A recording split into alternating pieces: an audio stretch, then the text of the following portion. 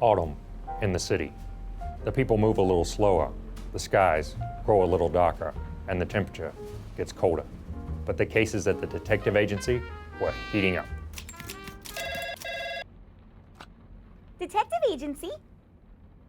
That's great to hear. Kyle, the contents of the bean jar have been returned to their rightful owner. That's the third caper solved this week. So they really gave them the beans, eh?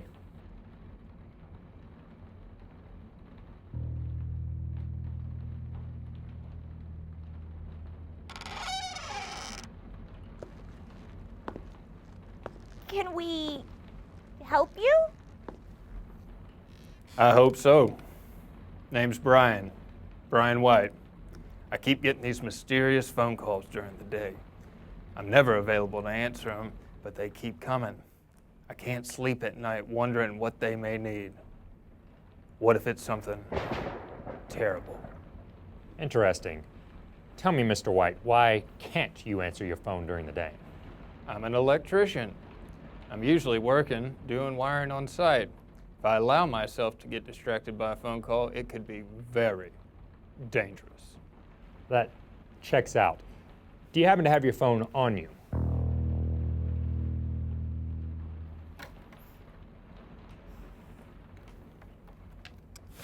We're gonna run a trace to see if we can tell where the call is coming from.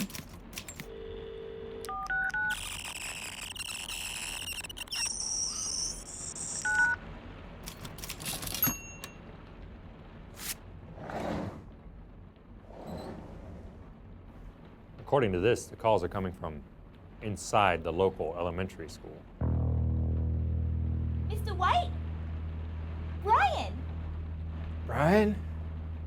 Junior?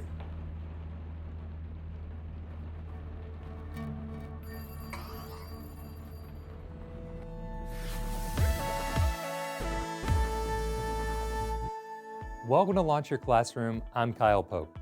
As teachers, relationships play an important role in your professional life. The interactions you have with your administrators helps to guide the school's culture and your overall professional growth. Working alongside other teachers allows for shared resources and instructional planning, enhancing the pedagogy of all involved. The relationships you build with your students create a positive learning atmosphere, which leads to increased engagement and less behavioral issues. The interactions you have with these three groups, administrators, fellow teachers, and students, are relatively easy to keep track of. After all, you see them and speak with them on a daily basis. However, there is one very important relationship that can be neglected if you don't make it a priority: parents and guardians. These caregivers are an integral part of their children's lives. Opening and maintaining adequate communication with parents and guardians can open many doors for you and your students. A guardian can help a student remember to complete their missing work or serve as encouragement for an assignment well done. A parent can be a guest speaker in their field of expertise or assist you in figuring out a plan to increase their child's engagement. Yes, these relationships are incredibly valuable. So today on Launch Your Classroom, we're going to take a look at how to begin and maintain communication with parents and how you can work with them to better your classroom. Let's start with our first strategy.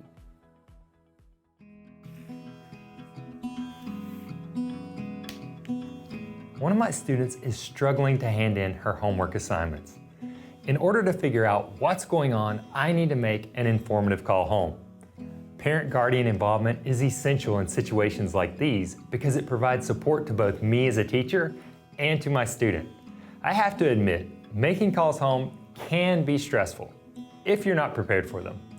Don't worry, if you follow my simple script, your calls home are sure to be a big hit. First, let's take a closer look at the types of calls you'll be making. There are two types of informative calls: positive and corrective. Positive calls are proactive and establish rapport. These should be made as often as possible. Highlighting a student's successes builds trust and can lead to increased parent participation. Corrective calls are reactive. They're made in response to a specific incident or a notable change in your student's behavior. Remember, it's your job to handle misbehavior in the classroom, but enlisting the help of a parent or guardian is sometimes necessary and can go a long way in helping your student thrive. I've already built positive rapport with my students' parents by communicating with them throughout the semester. That strong relationship will help now that I have to make a corrective call. Plus, I have another tool at my disposal. That's right, it's time to see that script in action. Sitting down for a parent or guardian call is much less stressful when I know exactly what steps to follow. First, I'm going to identify myself as the child's teacher. Next, I'll establish a positive tone by recognizing one of the child's strengths. Then I'll state the reason for the call. Once the parent is informed of the situation, I will enlist their help. Lastly, I'll let the parent know we're on the same team by asking how I can help them. Okay, here we go. Hello, Miss Doyle? This is Mr. Pope, Derby's teacher. Derby has been doing a great job with her in-class readings, and I can really tell that her vocabulary is growing. However, I have noticed that Derby has failed to turn in her last 3 homework assignments. I was hoping that we could team up and help Derby complete her homework and make sure to turn it in on time.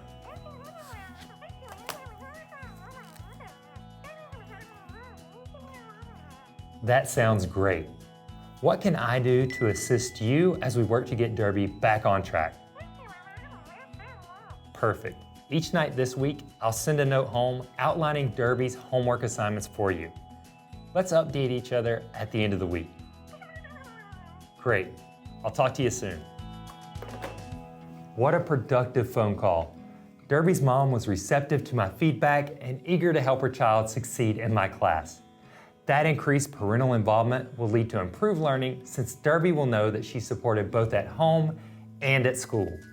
I've added this conversation to my parent call log so I can reference it during my follow-up with Miss Doyle.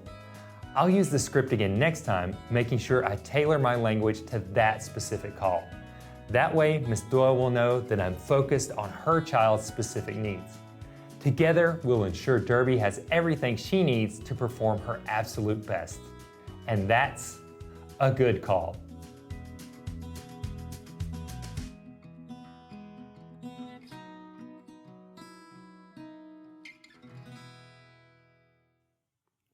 Teaming up with parents and guardians is not only encouraging, but logical too. Between your teaching skills and their deep knowledge of their child, it makes perfect sense that you would work together for the benefit of the student. What are the best ways to build a strong homeschool relationship? Here are some tips to help you establish and maintain great communication with your students, parents, or guardians. Reach out early and often. Remember when you were a student, how excited you were to finally meet your new teacher. It's the same with your new students and their families. Making an effort to reach out to families before your school's official open house or meet the teacher event establishes your willingness to build relationships. Think of sending a postcard to each student's home or scheduling a video phone call with a student and adults. Once the school year begins, continue your outreach to help families feel more connected. Set a goal to reach out formally to each family at least once per quarter, with occasional informal greetings in between. Mix up the methods. Remember that communication styles and abilities differ. Sending home a simply worded newsletter in the student's home language can communicate learning goals as well as school events. You can attract the attention of adults in the home by having students add their own personal messages to a flyer sent home by you or administration. Ask your administration about using the school's messenger system or phone apps that allow safe, trackable communication between school and home. And never underestimate the power of an old-fashioned phone call. Using multiple modes of communication will help get your message across, one way or another. Be flexible. Life happens, and a parent or guardian's change in communication may have nothing to do with you and everything to do with being too busy to respond. Provide reminders of events and appointments, such as parent conferences. Persist in your communication, especially when responses lag, because that may be when the student needs that homeschool connection the most. Maintain a balance between corrective and positive interactions.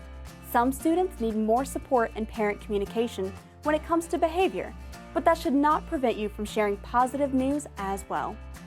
A quick greeting to a parent in the car pickup line, or a short note in the student's agenda, informing them of something good that happened that day, will go a long way in maintaining open lines of communication. Establishing strong homeschool relationships early is sometimes challenging, but well worth the effort.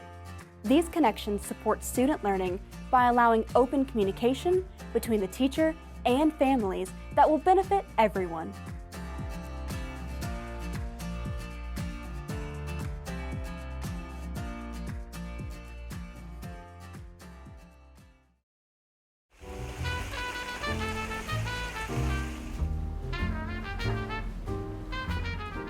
Room 301. This is where the calls originated. Let's go in. Wait a second. This is Brian Jr.'s teacher. What if she's been trying to reach me because he's been misbehaving or doing poorly on his assignments? If there's one thing I've learned from detective work, it's that you shouldn't jump to conclusions too early. Let me tell you, Mr. White, there's two kinds of problems, the known and the unknown. Believe me, known is better.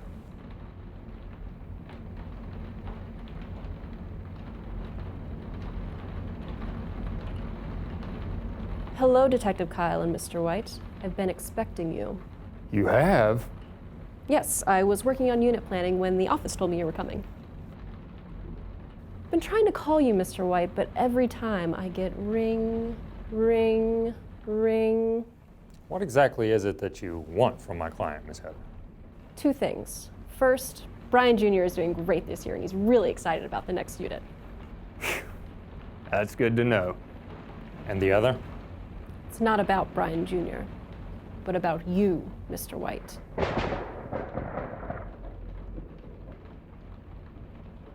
Once you have established a clear path for communication with parents and guardians, it's time to build on that involvement. You can do this by enlisting them as partners in your students' behavioral and academic progress. Starting this partnership can be as simple as letting parents know you are a team working towards shared goals for their child. First, reach out to them by email, phone, and even notes on a regular basis. Then, make sure to use we language in your correspondence. When you do this, you reassure parents and guardians that you are all on the same side, with the mutual goal of supporting their child in their education and growth. This also puts parents and guardians right where they belong, with you at the very front of the decision-making process. Follow up your team-building conversations with positive messages saying how much you value their input. You can build healthy partnerships with parents and guardians by being positive, patient, and inclusive. Your positivity is contagious, and when parents and guardians see and hear your belief in their child's potential, they start to believe it too. Parents want to be on the side of a teacher who knows their child can learn. If a guardian isn't receptive to your efforts the first time, keep trying in different ways. They will appreciate knowing that you didn't give up on their participation and might be more likely to work with you in the future. You don't give up on your students. Neither should you give up on the partnerships you create for them. Families will have varying degrees of comfort partnering with you and the school. Some parents and guardians will engage with you immediately. Others might feel distrustful or overwhelmed. Parents who feel like outsiders, especially those who don't speak fluent English, may feel reluctant to participate. Do your research by checking the student's cumulative folder and make all parents feel comfortable by keeping your correspondence below a 6th grade reading level. Express appreciation for every effort parents and guardians make to join you, large or small. In time, you will build trust with the other adults in your students' lives, and your students will benefit from the process.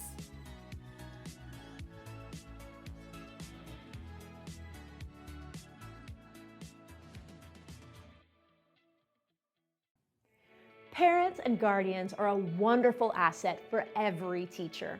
They can be presenters, reading partners, or class parents who can help with school-sponsored events. Adults from home can help enrich your content. However, some parents might be uncomfortable reaching out or not even realize they could help. Here are a few ways to begin an open line of positive communication with the parents and guardians of your class.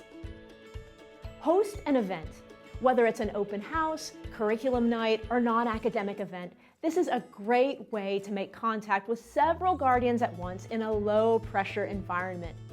During the event, have a sign-in sheet where they can write down their contact information and a list of volunteer opportunities they can explore. A slideshow or fold-out with past parent involvement shows how fun and engaging it can be to participate. Introduce yourself and begin with some light conversation to start building rapport.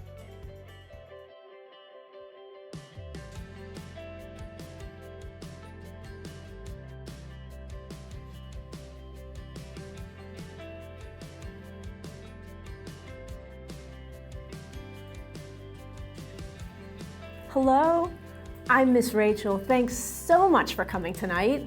Oh, hi there. I'm Allison, Roscoe's mom. He just loves your class, especially the science. We have a lot of fun in this class, and I'm so glad that Roscoe is a part of it. Once you have established comfortable rapport, it's time to find out more about their professions, hobbies, or experiences that could enrich your class. Don't get too personal, but ask questions that will give you insight into the ways parents can contribute. You could mention that their child told you about a recent work trip, or show an illustration the student made of the guardian's hobby or special skill. Parents and guardians will often step out of their comfort zone and get involved if they know their kids are proud. Speaking of science, Roscoe mentioned that you're a paleontologist? He was so excited about your recent trip that he drew this picture. Oh, look at that. I just got back from a dig in England. We found the skeleton of a stegosaurus. It's incredible. I couldn't wait to tell Roscoe all about it. Wow, that is so exciting. You know, I think the rest of the class would be really interested as well. Would you have time in your schedule to come in and tell them about it? When planning out the activity the parent is helping with, be mindful of their schedule. Give plenty of advanced notice, which is critical for busy families or those with limited transportation. A lot of guardian inactivity comes from the inability to attend during school hours.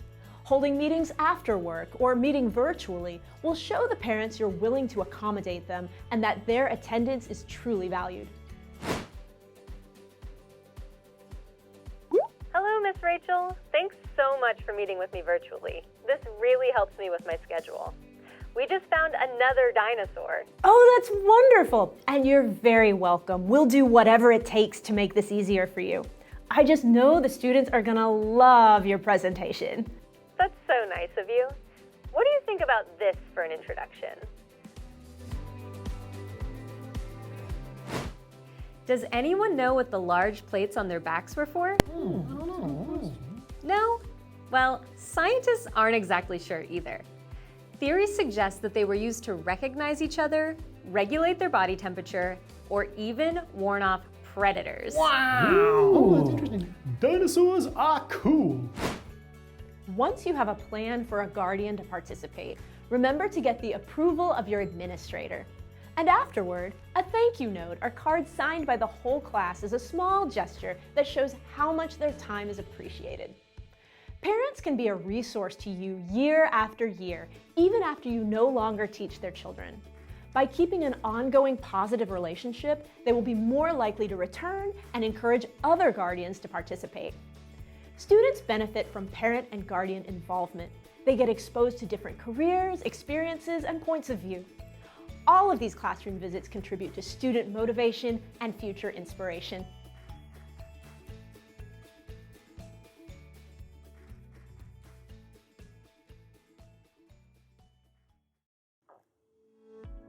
Although you may not see them on a daily basis, parents and guardians are a part of your classroom by way of your students. By building a relationship with caretakers through routine communication, you're able to keep them informed, build meaningful partnerships, and get them involved in a wide variety of scenarios. So make the effort to reach out to parents and guardians throughout the school year and plan ways to increase their participation in their child's education. This month on Launch Your Classroom, we're going to continue to look at the topic of parent-guardian communication and involvement. We'll sit down with an expert educator to discuss questions teachers have about this important subject. We're going to give you some tips on how you can make the most out of your school's next open house. Then we'll wrap up the month by looking at the different levels of involvement of parents and guardians. So be sure to like this video and subscribe to our channel to get all of our upcoming professional development content. Thank you, and we'll see you next time on Launch Your Classroom.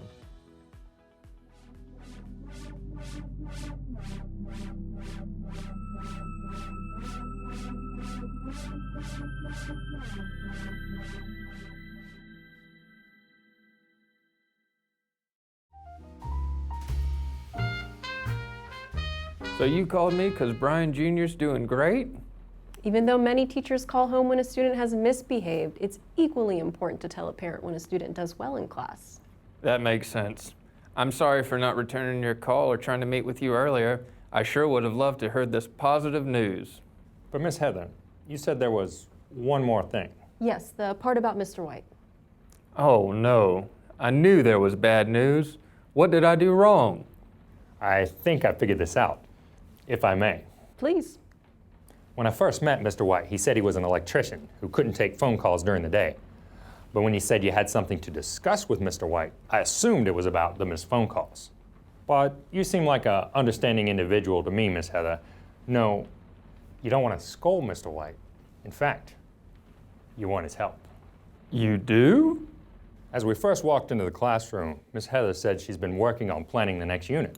A quick look at her planner and some of the new anchor charts shows us that she's going to be teaching about electricity. Add that to Brian Jr.'s excitement for the next unit, and the conclusion is clear. That's right, Detective Kyle. I want Mr. White to be a guest speaker since he's an expert at electricity.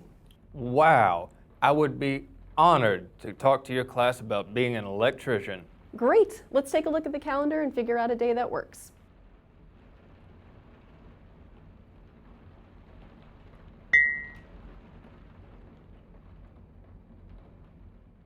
You know, this could be the beginning of a meaningful parent-teacher partnership.